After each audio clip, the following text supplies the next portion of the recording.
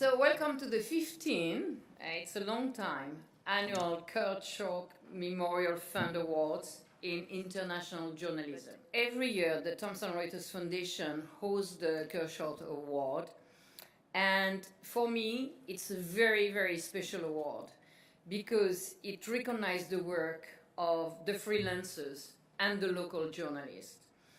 And as we know, without their very courageous reporting that bring back about conflict, about corruption, about human rights to the eyes of the world, we would not know many of the things that happen, and we certainly would not know in an accurately manner. So it's a fantastic award.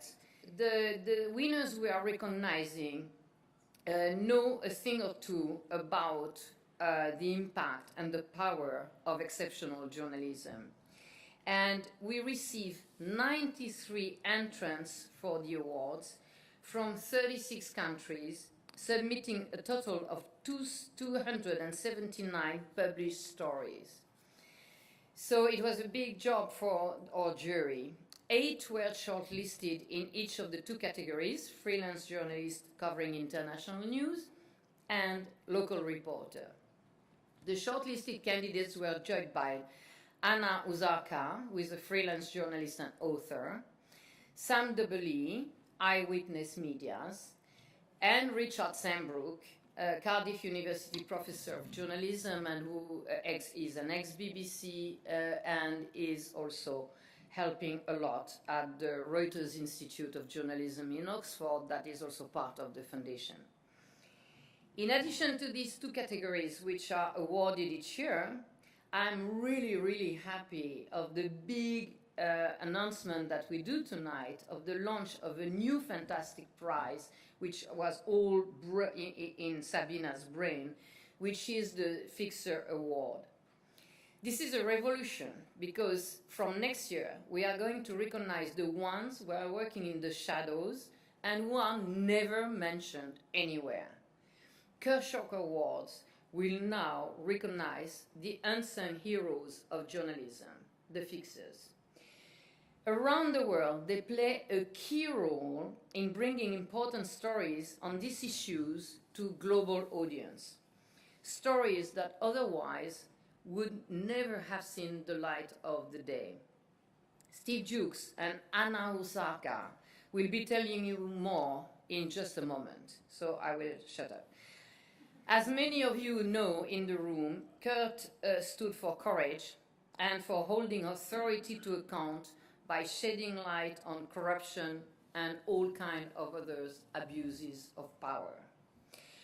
While Kurt's legacy of uncovering corruption continues through traditional journalism, there is a new frontier which none of us can ignore, and I am speaking of big data.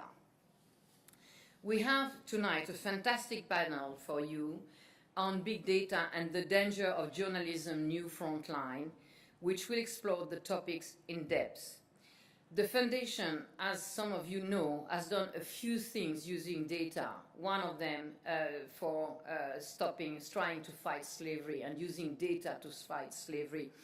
A working group I did with the biggest American banks with Cyrus Vance in the US. I will now hand over to Steve Jukes, who is an ex-fantastic Reuters colleague and who is now a very dignified professor of journalism at Bournemouth University and VP of the Kurt Schork Memorial Fund. And I sometimes wonder what Kurt would have made of our post-factual society or post-truth politics, in which the appeal to emotion appears to outweigh expert knowledge.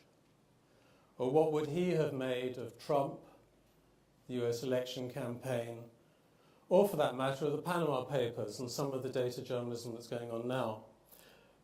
And then I think, to something one of my friends and colleagues said to me a few years ago, Nick Moore, he said, actually the answer is pretty quite simple. Undoubtedly, Kurt would be doing that which he doggedly and supremely did, searching out the truth, holding authority to account. And as Monique has outlined, our panel discussion this evening looks at the current trend towards data in journalism, what's being called this new digital front line. And for us, with the awards, we wanted to try something different as well. And I suspect Kurt would have seized the opportunity to take advantage of the new technology and to investigate those darker and murkier corners of society, which is what it does. So that aside, I now want to say something more about our plans to introduce in 2017, next year, a new award for news fixers. And again, as Monica said, the idea has been in the back of our minds as organisers of the existing two prizes for several years. It's completely in keeping with the ethos of those awards we're celebrating this evening, just as contributions from freelance journalists and local journalists are often overlooked, so too the role of the fixer is often undervalued and neglected. And I would argue that in our current news environment, the role is indispensable and absolutely key to good journalism. Equally, in the sometimes glitzy world of journalism awards, the fixer is rarely honoured. Yes, I think you can say the Rory Peck Awards have certainly been a shining beacon over the past few years. But more than often, the Western correspondent who scoops up the big prize on many stages around the world doesn't mention the fixer. So we weren't prepared to launch an award that we couldn't sustain. And we're deeply proud that the original awards have become so well established and are now in their 15th year. And thanks to a generous donation by Anna Husarska and members of her family, we're now in a position to realise our plans. Anna was going to say a few words later herself. For those who don't know her, let me just say that she has been a fixer. She's a hugely respected journalist. She has worked all over the world, in Afghanistan, Algeria, Bosnia, Cambodia, El Salvador, East Timor, Iraq, Kashmir. And as I was writing this, I sort of ran out of steam and I stopped at K. But actually, if you think about all the places she's worked, you can go to Ukraine, Zimbabwe, right through to Z. Actually, you can. And she'll tell you a little bit about that. She's been at all the world's global conflicts over the past decades, and it's a subject very close to her heart. Over the past few weeks, I've been looking to see what journalists themselves write about their fixers. It's usually overwhelmingly positive. But I think it would also be wrong not to mention that there are occasions where the relationship between the journalist and the fixer can break down or is marked by tension. So the following quote is pretty typical for me. It's from an American journalist, Andrew Bassone, I don't know him, writing in the Columbia Journalism Review, US trade magazine, I suppose, really, the university there.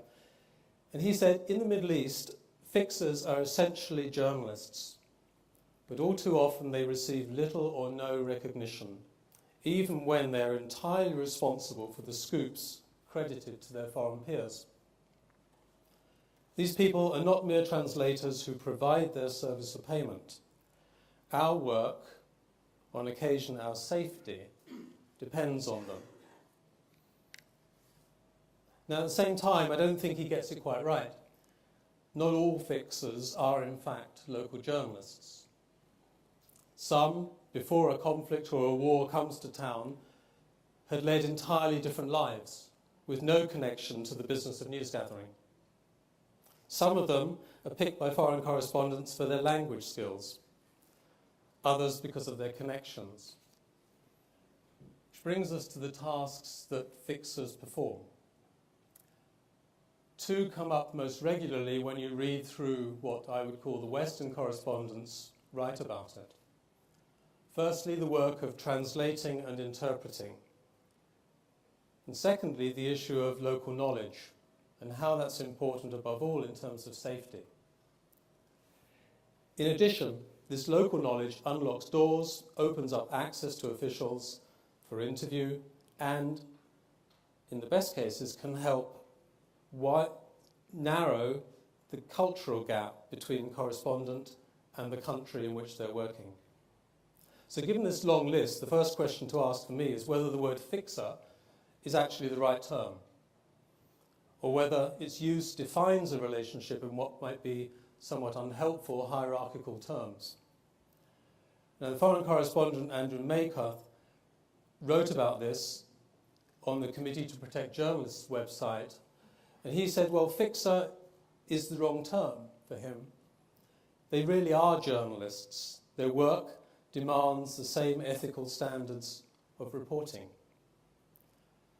But that perhaps is where the problem lies, because we as the foreign media demand those standards of fixers, and yet I don't think we always live up to our side of the bargain. So once again, trawling through what's been written by journalists about their fixers, there are a number of questions, and I make no judgment on these questions. I just think they hang in the air, and they're ones, as we proceed with this award, we need to think about. Do fixers get proper recognition? No. Journalists talk about their dependency on fixers and often the debt they owe them. But does the fixer get credit in the traditional way that our profession rewards effort on a story, byline and credit? It's worth noting that in this world of social media and user-generated content, we as an industry sometimes are now crediting the work of citizen journalists. So why not fixers? While major news organisations have made huge strides in providing safety training, safety equipment, and insurance for their staff journalists, and in some cases for freelancers and stringers, where does the fixer stand? What's the industry's responsibility to those men and women who work alongside their correspondents? And there's a narrative that says that fixers, although necessary, can be very expensive. At a time when cost pressures in the news industry are very much to the fore, it's worth remembering perhaps that despite the advent of social media, good, on-the-spot foreign news doesn't come on the cheap. And one of the themes I picked up is that there's sometimes a lingering mistrust over translation. One article I read recently cited the case of a foreign correspondent, I won't name him, but he went to the trouble of having taped interviews where the translation had been done by the fixer, independently checked out by a company. And, I mean, the good news is actually the translation was entirely accurate. But I think it reflects a certain suspicion and distrust that sometimes is there. It's also hard not to forget the ordeal endured by Kurt's friend and great supporter of these awards, Anthony Lloyd, the Times journalist, who was kidnapped and beaten in Syria by people he'd worked with. And he was a victim, I think, of the impenetrable politics of Syria and the gangs and the money that makes that country so difficult for us to understand.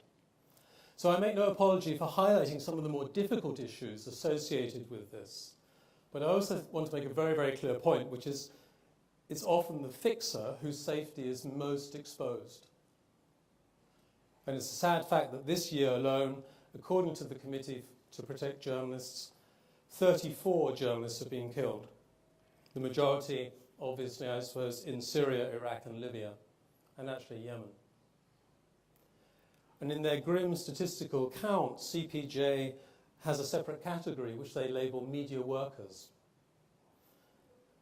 Yeah, they include drivers, translators, security guards and fixers. And over the past 5 years, 22 of these so-called media workers have been killed.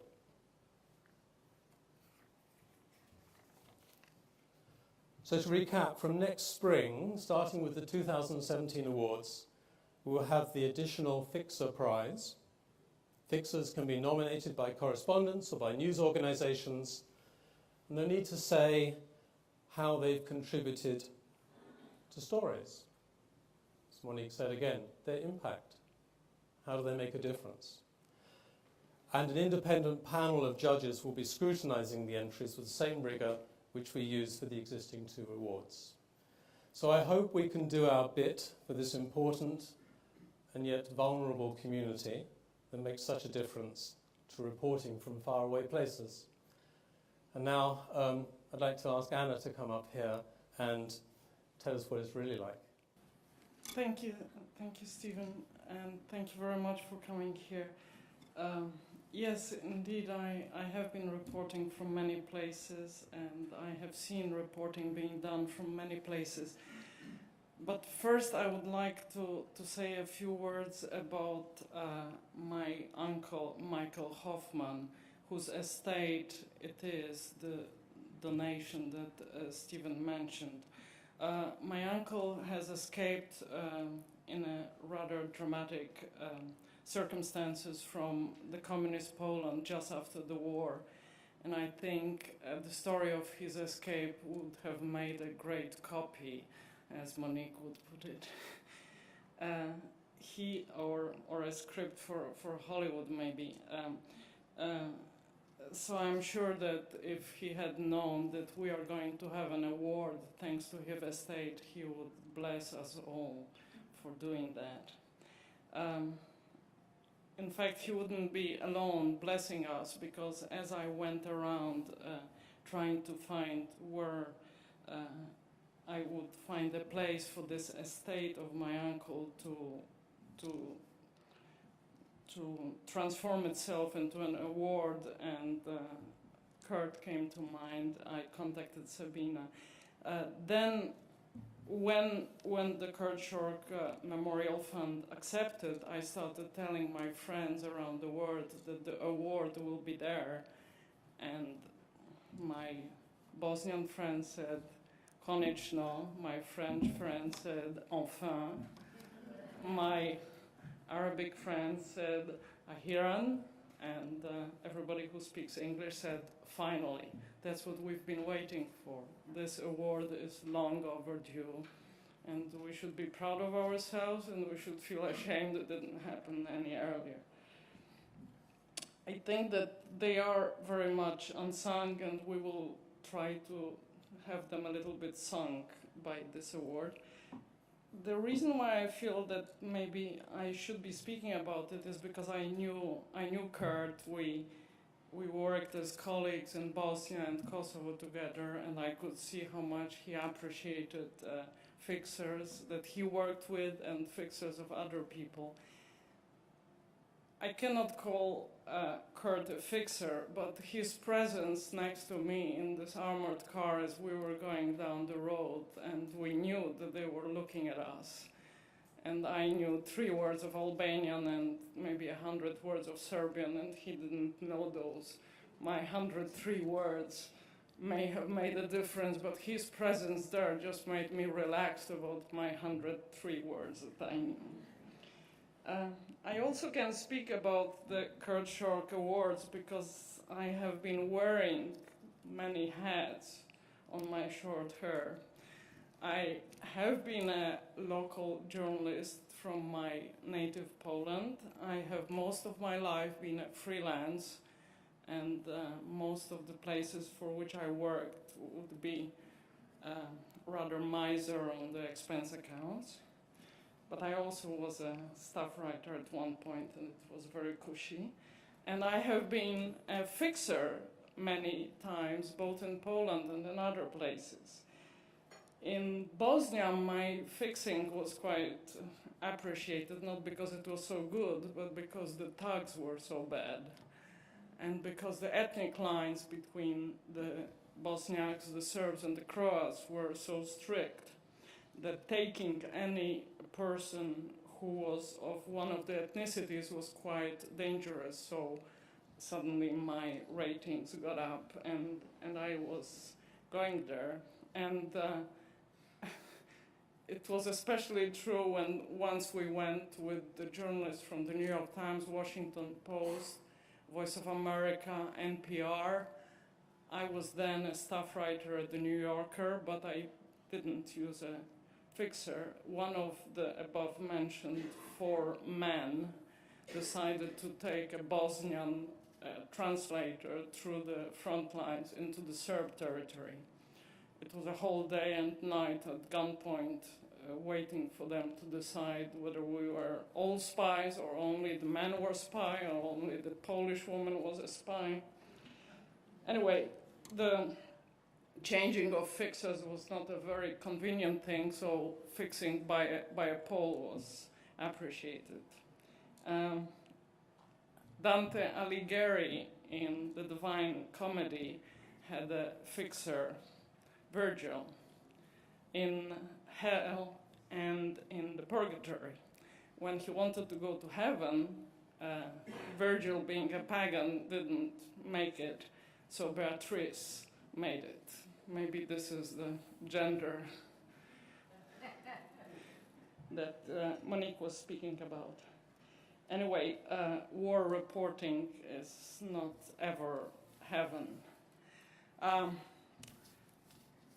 I'm sure that those of you who are journalists, and there are many here, know what a fixer is and what the fixers do.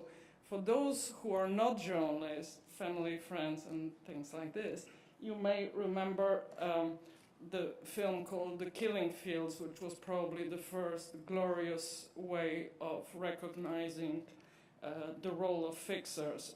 Pran-Dit was the fixer en question. The fixer who was the hero of this film. Stephen Schanberg was the New York Times writer who was fighting for the freedom of his fixer.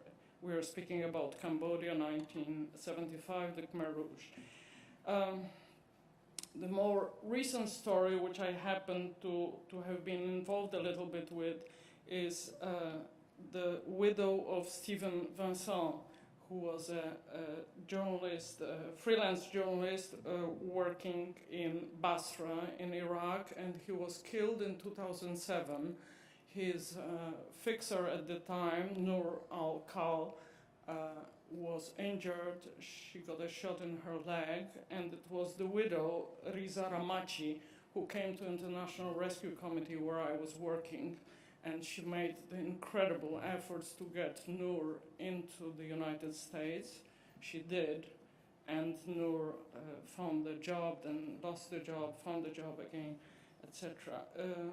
Speaking of which, I would like to mention that when the Danish contingent left Iraq, they took every single Iraqi translator, driver, cook, and whatever, and their families, airlifted them, gave them a political asylum, taught them Danish, and the rest is history. The United States had opened a special quota for the journalists and the trainers. I think a monthly acceptance rate at the time when I was writing about this for mainstream media and bumping against plenty of problems was 1 a month, I think, and not with families, and everybody who has ever paid any ransom in Iraq was accused of being terrorist according to the Patriot Act, against which I spent 5 years fighting. Didn't win. Another incredibly inspiring story is closer to me. My very best friend, Mark Epstein, now the head of the foreign desk at L'Express in Paris, and Jean-Paul Guillotot, his photographer, were arrested in Baluchistan together with Kawar Mehdi Rizvi, who was the fixer. Mark and Jean-Paul spent a week in prison.